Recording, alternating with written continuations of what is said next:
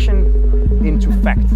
Sometimes kind of real architectural life interferes with intellectual architectural life. There is no such thing as architecture. Hello everyone, this is Vikram Prakash and you are listening to Architecture Talk. Each episode we try and have a conversation with a contemporary thinker to find out how they are looking at, how they are thinking about their times and their life. And through those conversations we are trying to advance the frontier of architecture thinking. If you haven't noticed, we are in the middle of a fantastic virus outbreak.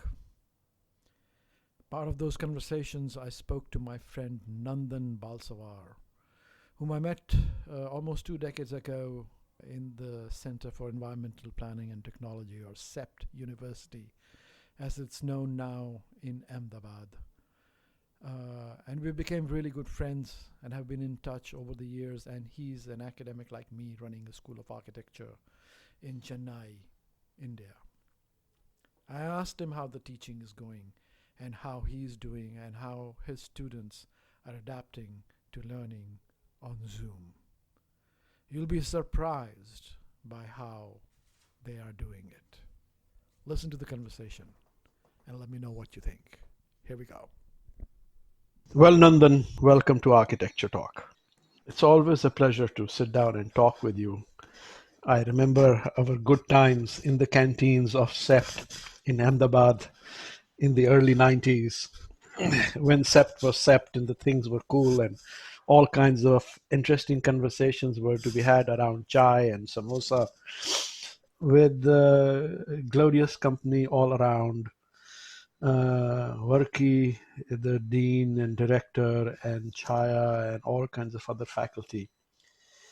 And that was the amazing thing about the School of Architecture in Ahmedabad, at least in those days, that it still felt like a center of unbridled intellectuality. It was overshadowed by certain figures, but nevertheless, it felt like a freewheeling place. So my question is, how is unbridled architectural intellectuality doing in India in the times of Narendra Modi and COVID-19? How is this business faring under Zoom, under the regime of Zoom and social isolation? So I would think that the unbridled expression is in full, I would say in full expression, in full bloom. Flourishing, full bloom. Flourishing, full bloom. It has not without been any throttled, and it has not been, isolated with COVID. I'm not sure, because I think the online space suddenly gives a new kind of security. Yeah. So even though we have masks across our face and we are isolated in space, but therefore online we are like dhamadham, huh? Absolutely. See, I think there was a seamless, at one level, it may sound a little, looking back, at another level, there was a seamless transition. I was just wondering if such a situation had happened 20 years ago, 22 years ago, when there was no WhatsApp and you didn't have a proper internet, no Zoom.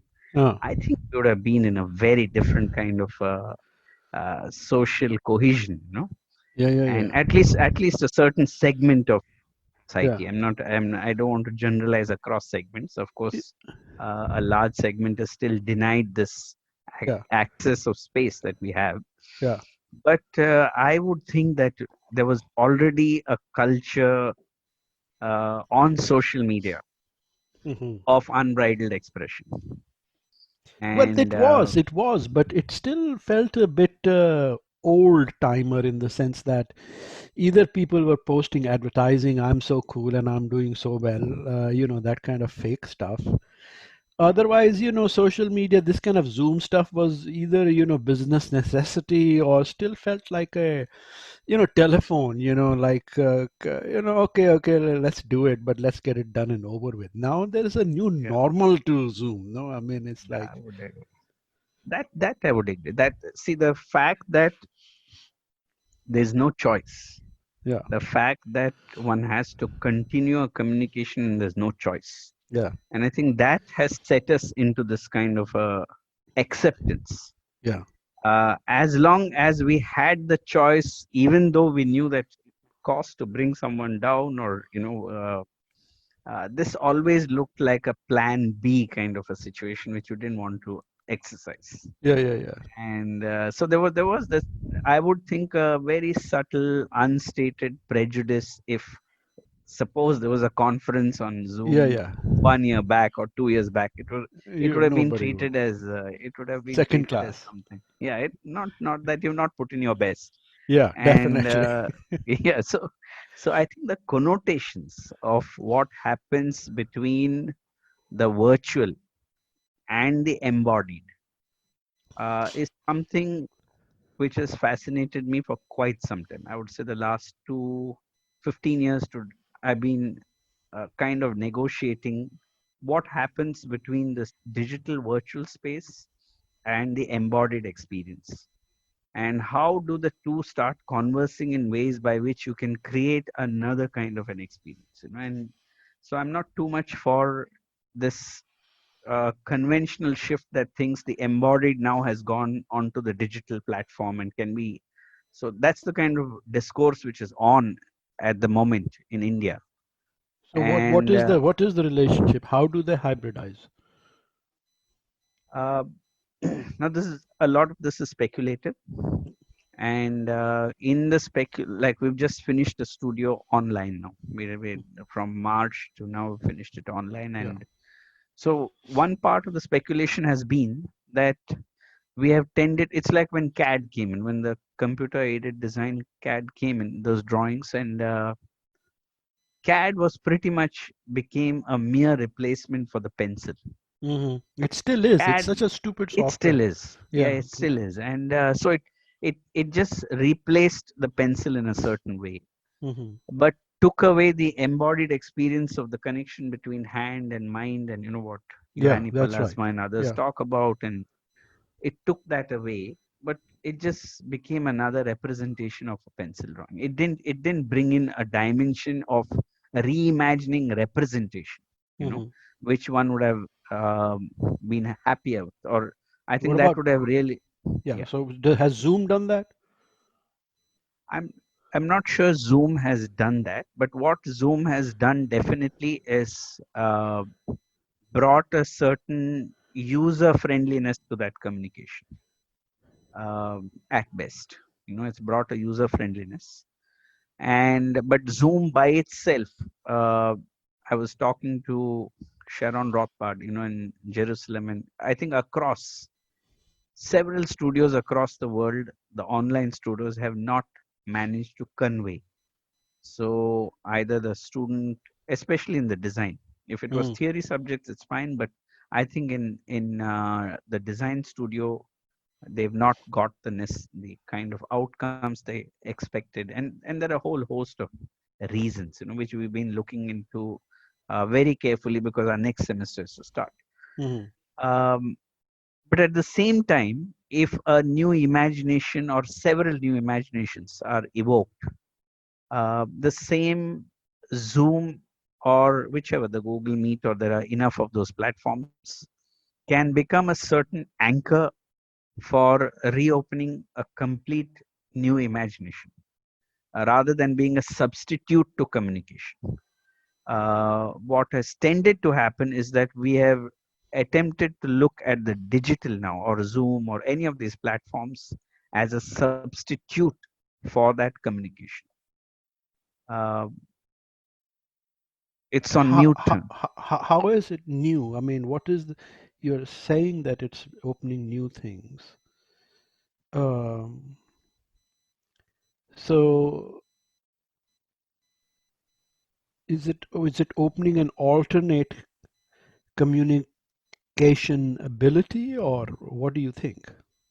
Yeah, it is opening, or these are early stages. So one is observing it a little carefully, but the possibilities that are opening up are something one had not clearly perceived in the studio as a singular space. Now, what do I mean by that? If I have to give a few transactions, we have one student who is from the Northeast, from the Khasi community, a remote bamboo village. We have one student from a remote small town in Kerala, few from Orville. So we have some uh, students from Orville, Pondicherry. So what happens is when they come into the singular studio space, and it pretty much happened in SEPT or in any school of architecture, that when they come into that space in first year, we, I think, as an architectural practice itself, we tend to want to, the whole pedagogy is one of cleansing the person of his past, because he has to now be introduced to this idea of modernity. Mhm. And so there's a very subtle or maybe overt or a way of, through design, the very Bauhausian way in which graphics is taught, Mm. the way in which history is taught, that we think that it is now engaging in a transformation or a critical thinking that we put into that student. Mhm. If Okay. very crudely put, this is how we perceive it. Now, what happens here when the student's location is the home and not the studio? Mhm. But now we get what we are defining as this virtual learning community. The studio now, as an imagination, has been extended from the Northeast to Kerala and maybe even to New Zealand, and as an imagination Spatial and imagination. Yeah. spatial imagination, Mm. and that spatial imagination sets off a set of responses in the student very different from the kind of responses that may have happened when the student was in the studio away from home.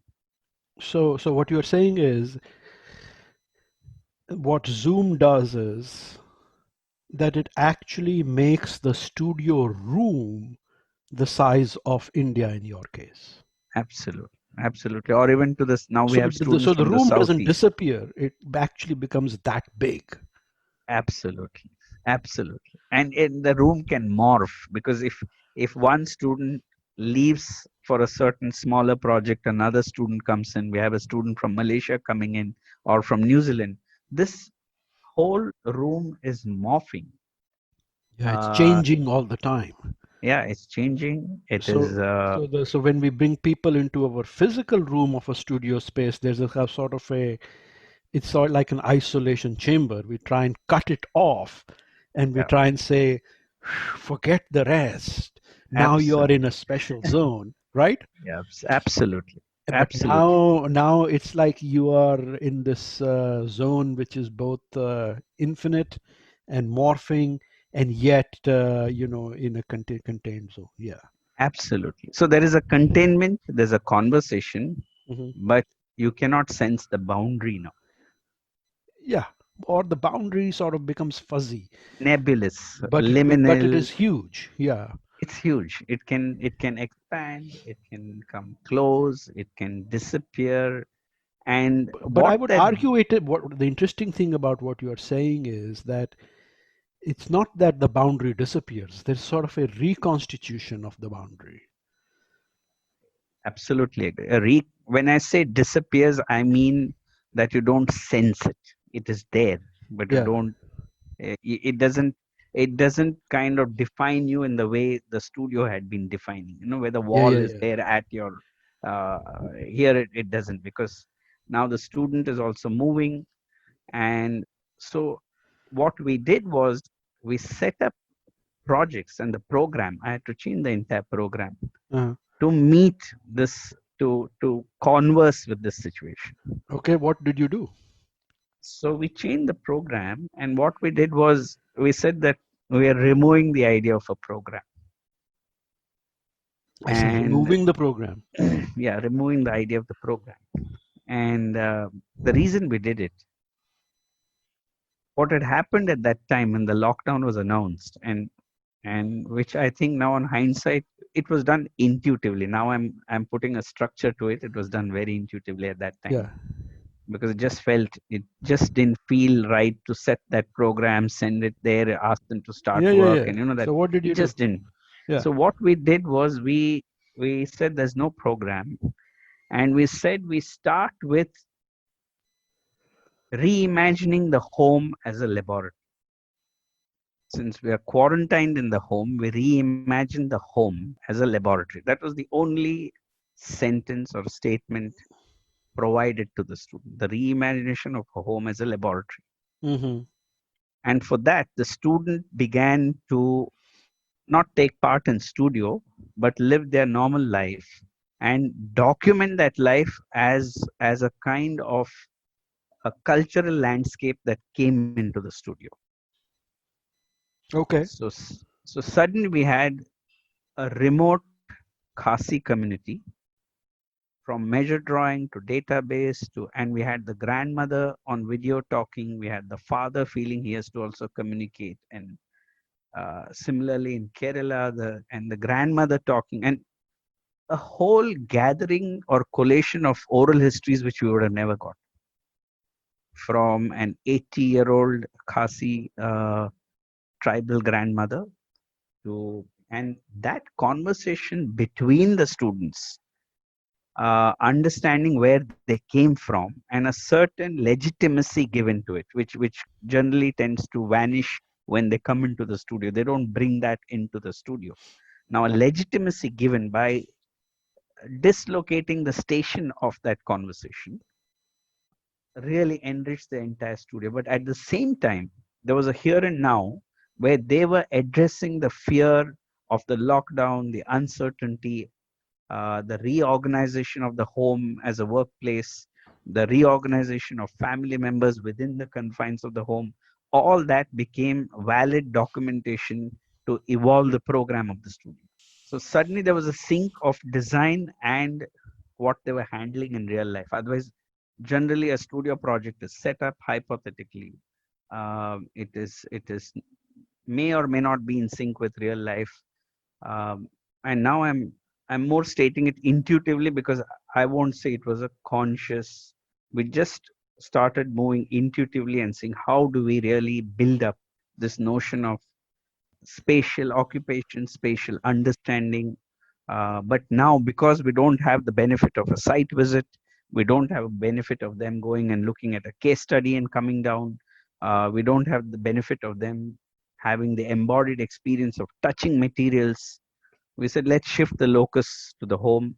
They document the furniture in the home. They document the materiality of the home. They measure the windows. They measure the doors. So what happens is they slowly start engaging in the reality of their own home and reimagining that home in several layers. So we're just, in another week, we would coming out with a monograph of this, because the layering, the thought process.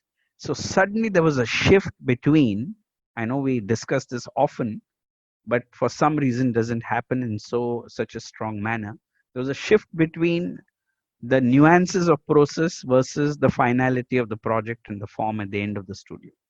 Okay, no, but let's back out. How does this decentering of the studio, if I may call it, via Zoom, this dispersal via Zoom, how does this interact with and critique the traditional studio with its opposite imagination, where you would be in one space and you'd be possibly working on an abstract site somewhere else? Not an abstract, but a distant site. Let's say everybody's in Chennai in a studio, the site may be in Pondicherry, right? Or somewhere else. Or Seattle. So, which is the reverse situation. Now here you have everybody working on various sites, which is very intimate to them, my own home and bedroom. So what is the relationship between these two? What tends to happen here now is that there is an inversion. There is an inversion of the entire studio process now because the location has shifted. Earlier, the location would have been the studio and they would go to site maybe for a week, gather the site and come back. Yeah, but what is the implication of this inversion on the traditional understanding of studio?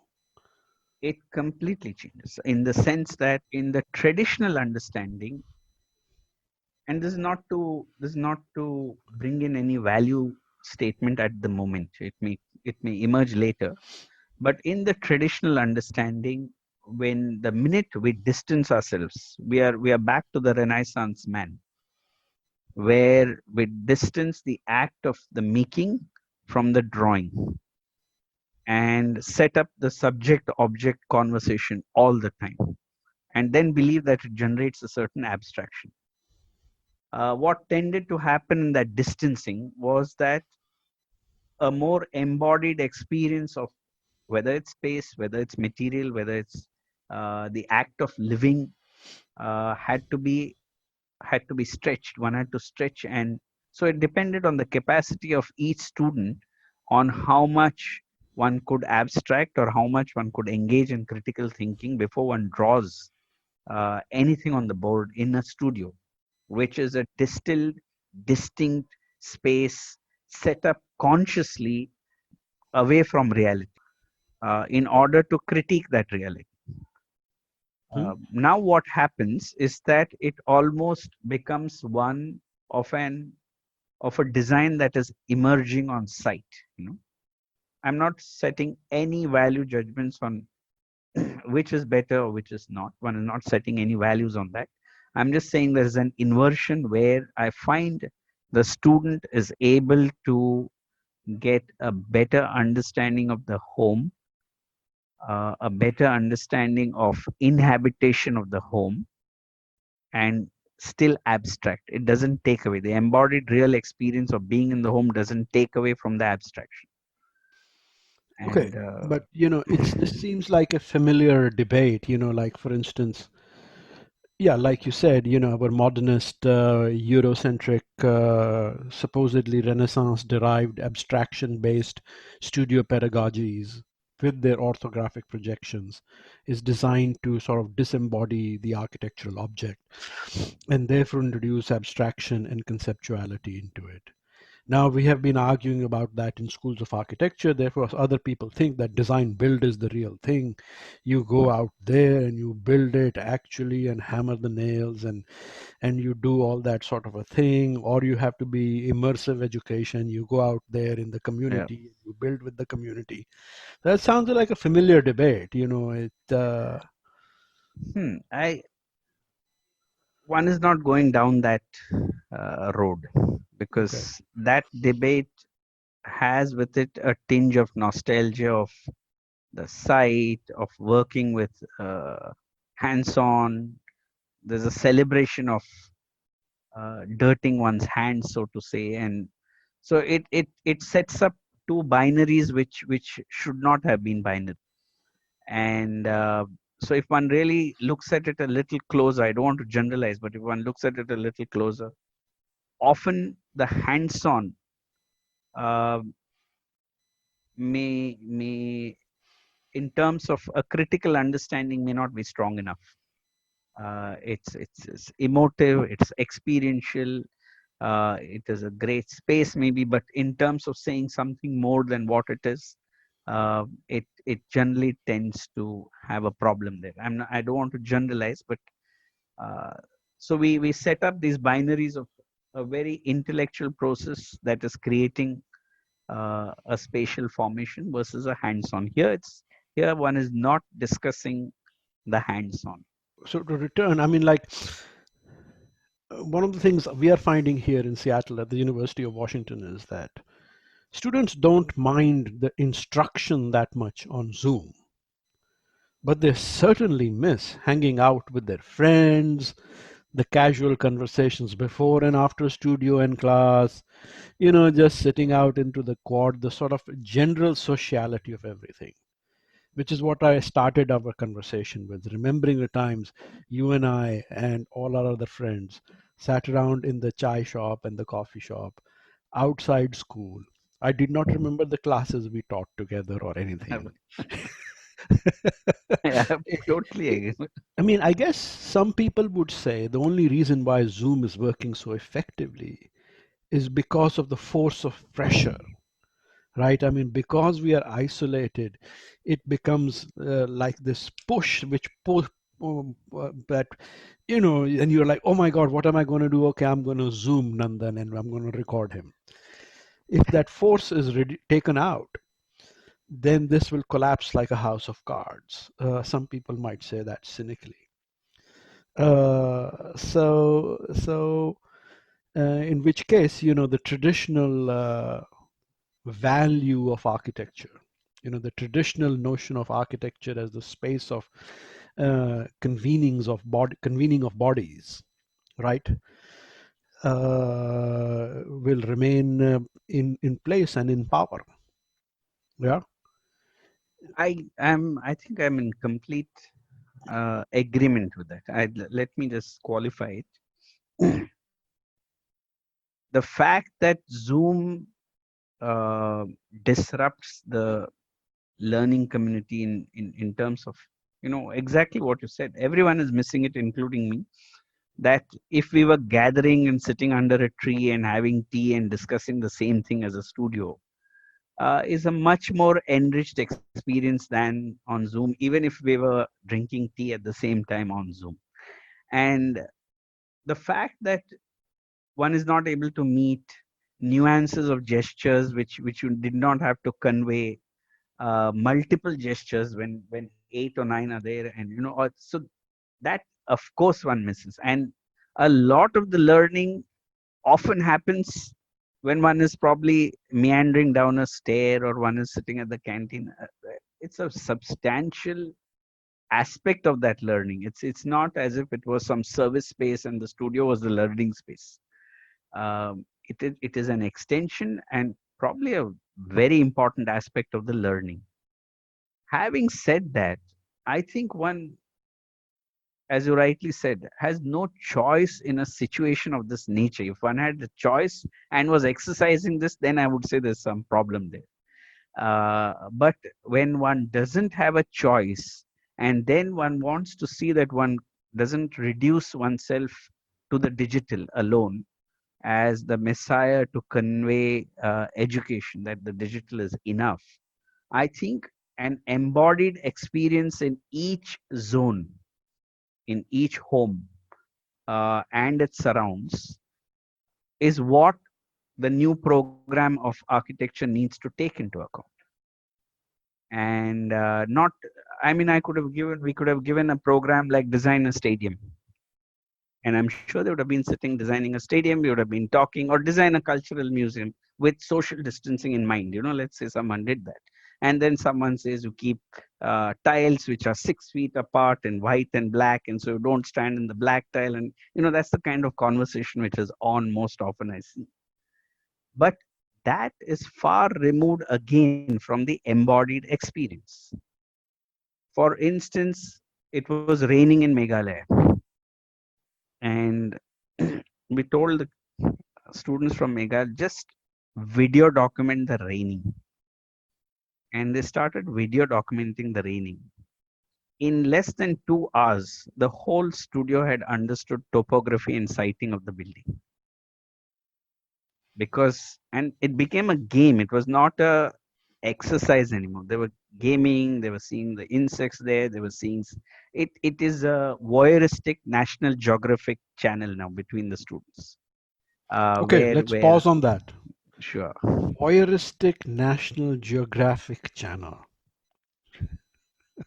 I love that phrase. So Zoom education as voyeuristic National Geographic channel. Please explain. What tends to happen, and I think that's what social media did in a certain way, is that if someone is landing in in Paris or London, or there's a continuous upload of images which are almost recording. It's like um,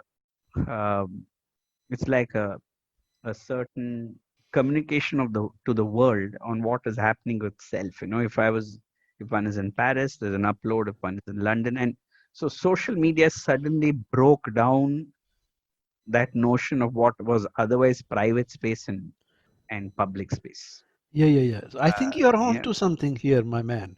Yeah. Because So it, we were earlier celebrating the idea of the embodied knowledge and all that and all that. But what the embodied does not allow is voyeurism, right? true. And social, not only social media as such has always thrived on providing voyeurism.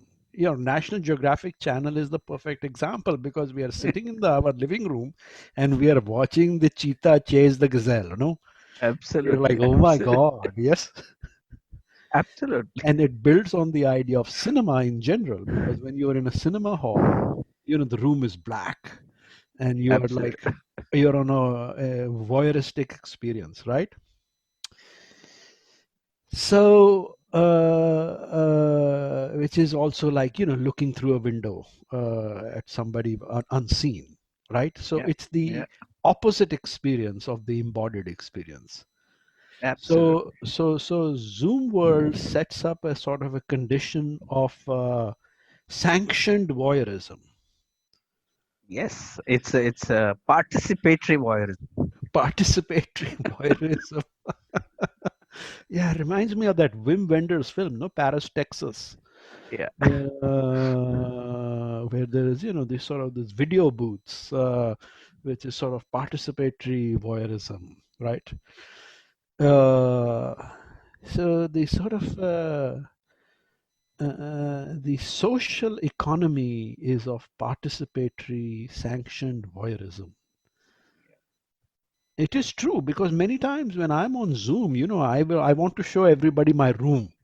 Here am I, look at the It's, places where I bring them in, and everybody's encouraged to do that. And we call that personalization and making people feel comfortable and familiar. But it's actually also a certain voyeuristic game. So there's a different social economy at work. And that's why you were also saying, I think earlier that, some people become lions on Zoom, no? absolutely. So I think what it does. See, there was an just to digress a little, and I'll come back here. There was an interview with Rajnikant, the South Indian larger than Famous life, actor. Yeah. famous actor. There was an interview with him, and we all happened to be around, and he was being interviewed. And this journalist asked Rajnikant and said, how is it that you have such a following, and you have a following in Russia, you have a following in Japan, and you must be feeling on top of the world, the one of the strongest men on earth. And Yeah. he said, no, I think you got it all wrong. Let me, since it's an interview and going into the press, let me make it clear here and now. Yeah. He said, on the screen, everyone comes and sits in this large auditorium. I'm on this huge screen, and with one left hand, I'm bashing 20 villains or whatever, and then I'm riding on my bike. I'm doing all that. He said, in real life, if I saw even a single man threatening me, I would probably run away. He said, in real life. But that Yeah. real life is never experienced or seen. Yeah. So what tends to happen is that you have, in a certain sense, built an alternate layer, Yeah. and that alternate layer starts speaking unto itself and becomes a part of the reality of our conversation. We don't realize when it is no more a reality. Because it has the power to inspire, it has the power to motivate, it has the power to provide another impetus for a new idea. So Yeah. it's still real, even though that image is generated. It's real. Now, what happens here is a little different. I won't put the two together, but in terms of the potential, what happened for us was when the grandmother on her own, we were very conscious of privacy. So we were not discussing with the students in that manner. But certainly the grandmother felt there's this program and the student is measuring the bamboo, is doing that. And for what? The grandmother had never experienced this grandchild sitting and measuring a bamboo or a door and documenting it. And so she decided she had to converse and see what it was. It was a curiosity. And what that curiosity did is that, and they were drawing spaces which the rest of the group could not understand, because the Khasi community home has some amazing undefined redundant spaces. They don't relate to our idea of the living room, dining room. So now how do you converse with the idea of the home when the Khasi community has a very different notion in the way in which they inhabit the space, in the way in which the spatial definition happens? You cannot even use the words like living room, or one cannot use words like dining. It just doesn't fit. And so I had to, I'm sure Iben and the others who were there at SEPT at that time.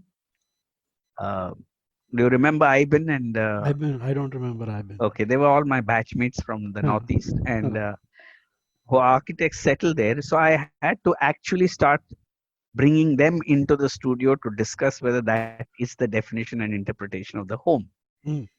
Because and that's what I meant by the voyeuristic self-sanction. Yes, because but let's discuss the grandmother. I mean, yeah, so she's an interesting figure here, right? Yes. So what happened is the the grandmother is provoked because the camera is there, no? And because of Zoom, there is sort of this, not invasion of privacy, but there is sort of a sanctioned documentation of space. Absolutely. So it's not like she's being made to talk to the camera, or she's being observed unobserved, like anthropologists are supposed to do. They're supposed to observe in an unobserved manner. Absolutely. But she wants to participate. Absolutely. Right? Absolutely. So she wants to be Rajnikant, right?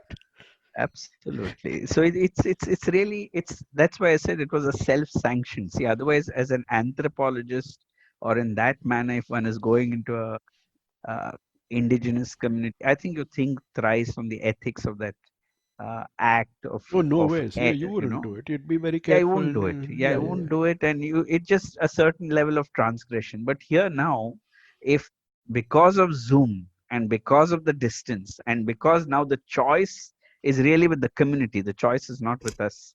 The choice is with the community on when to engage and not. I think what it opened out was something one had not even imagined in this studio. And from Kerala, from Pondicherry, from Jaipur, from the Northeast, and the conversation that it set up within the studio, I would say was the learning experience. Because so I would say Zoom allowed or inadvertently facilitated this. Yeah, but I'm also still trying to zero in on the dynamics. Is like Dadima,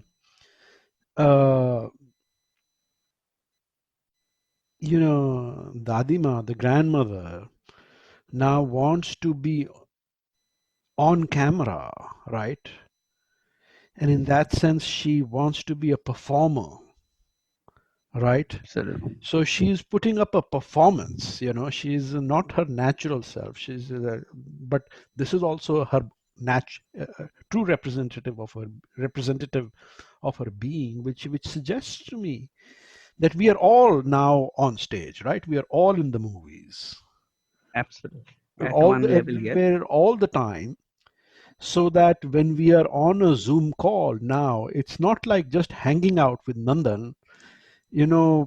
If I know it is being recorded, and it should be recorded, there's this imagination. Everybody's worried that Zoom is being recorded somewhere sitting in the Zoom cloud. So everything is now being surveillance society is certainly a big problem now. But that recordability and even actual recordingness and the likelihood of it being sort of sitting on a cloud where it could be overheard brings out the actor in all of us. So we are all Okay. sort of in a performance space, I think, all the time, on Zoom. Both voyeuring, and performing for that, through the looking glass, through the video booth. So I think that's the sort of a strange dynamic of Zoom, is that it's recordingness, or so it's existing in the cloudness, while on the one hand is deeply troubling for many because of its invasion of privacy. But on the other hand, it is also, I think, bringing out the Rajnikant in all of us, don't you think? Yeah, let me since the this has been a 4 or 5 month, so I won't generalize it straight away. There's definitely this aspect to it. There have been several moments where none of the students or nobody speaks in any. So I was a little concerned why there was no conversation. There was no, like, what would have happened in a normal classroom also died out in the middle. And so I used the other phone. I didn't use the Zoom. It was a normal call, and decided to. Began to change the medium. It was either WhatsApp message. I was changing mediums to see what is the nature of response. And an interesting phenomenon that several of the students came back and said is that if we were sitting under the tree and we were talking, I think we would have been more spontaneous. And that Zoom has taken away our spontaneity because we know it gets recorded and gets archived at the end of the semester. So you suddenly have another situation now where what one thought was a normal conversation is being inhibited by the same act of the surveillance society, or because it's being recorded. Yeah, because being on stage and being on cinema is not everybody's, natural happiness. Now, grandma liked to be on; she wanted to be on stage. Yeah, Yeah, for that moment, yeah, yeah. so it is really a sum total of. So I won't generalize it because sometimes it's a very uh, basic, very basic need that happens. At the same time, there are moments where, but I think that pretty much reflects what happened even without Zoom. I would think that in the class, in the studio, while presenting, let's say it was a thematic idea which had a lot of agency or energy in it, there is an element of performance there, or one is giving a lecture in an auditorium. I think there is an element of performance in that too, Yeah, yeah, yeah, and yeah. that so it didn't get induced by Zoom per se at No, no, best. it didn't. It didn't. It didn't. But it sort of made it the default. Like Okay. everybody was always on performance stage, whereas in studio or in lecture, you and I as faculty, probably performing, and then some students tend to grandstand. Uh, but it sort of pushed the consciousness of the fact that we are always performing into high resolution, Mm, right? I mm. mean, that difference that Rajnikant tried to point out between the screen and the real life, right? I mean, he's performing in real life also, right? Absolutely, absolutely. But But but but it but there's a certain magnification on screen which which has to be accounted for. Marshall McLuhan would insist, right? Yeah, absolutely, absolutely.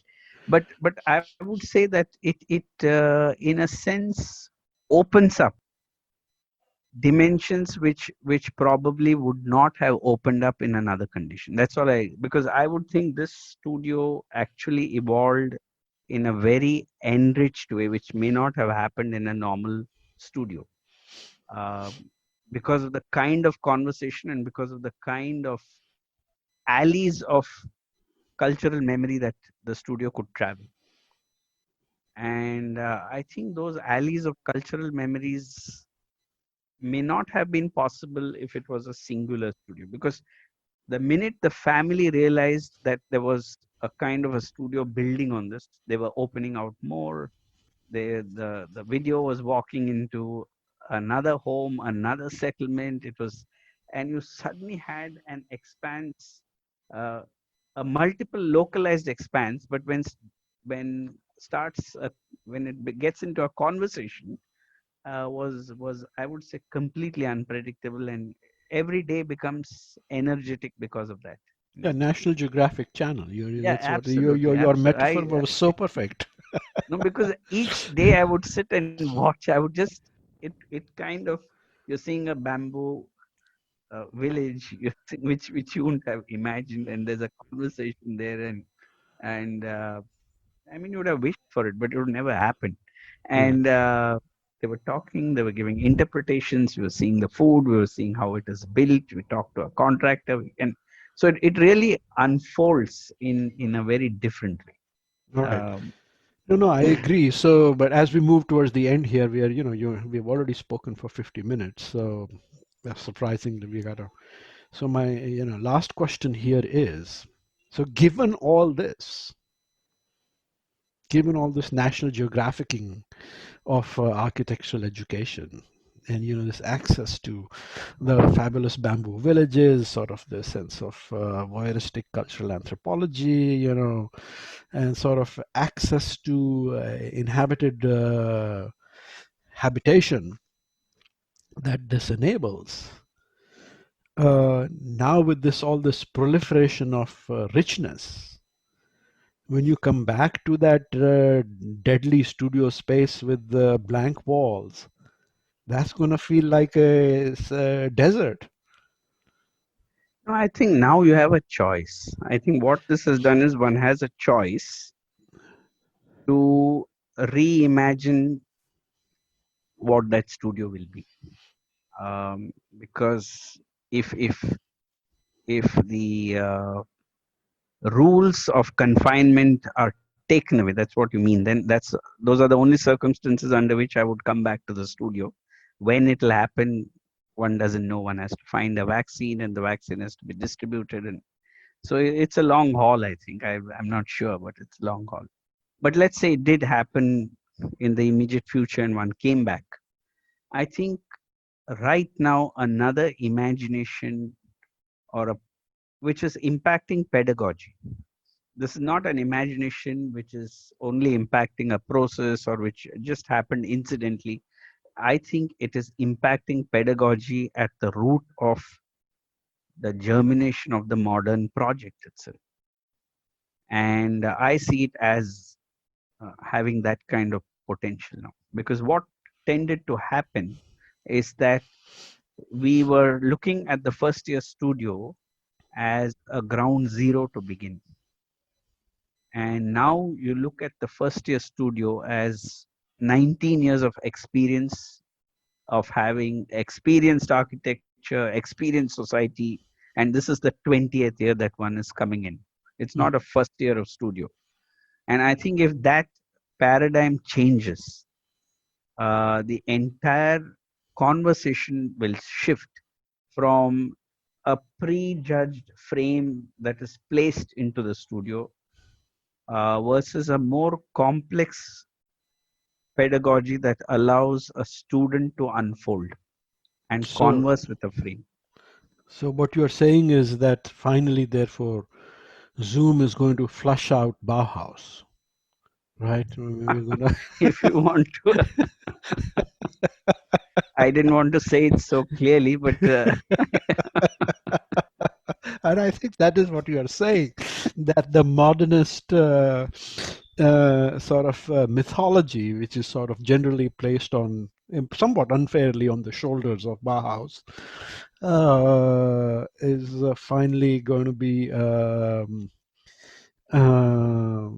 sent out with the bathwater in the Zoom flood? I think, yeah, if one were to provoke that question, I think what this has done is that a medium like Zoom, which actually creates distance. But it also creates familiarity because you are deep in somebody's home. Absolutely. Is so what was seen as Really brings us digital really distance. close. I get to see Absolutely. real Nandan, not like this fake Nandan who shows up in the studio in all black. Okay, I'm not sure about that. I'm not discussing that part. I'm saying the realness, the Zoom discussion, of course, is virtual. Yeah. But I would say the reality of being in a situation and shifting the architectural project into that situation, which means around the home, generates a very different kind of a. I would think it. Maybe I should send some of the drawings and what has emerged, so then it gives a clarity. But I think that is where we are going now. Well, Nandan, it's always such a pleasure to wildly speculate and theorize with unfeathered wings with you. And I must say, even though we are not sitting under the trees of SEPT campus, it has still been quite a pleasure. Thank you for being on Architecture Talk. Thank you, Vikram. It was a pleasure. Thank you. Thank you for listening to Architecture Talk. This is your producer, Amelia Jarvinen. We hope you enjoyed the conversation, and if you did, please subscribe and rate us on iTunes or Spotify. We would also love to hear from you if you have any suggestions on new topics or guests. You can always reach out to us on our website, Facebook, or Instagram. Thanks again, and until next time, this is Architecture Talk.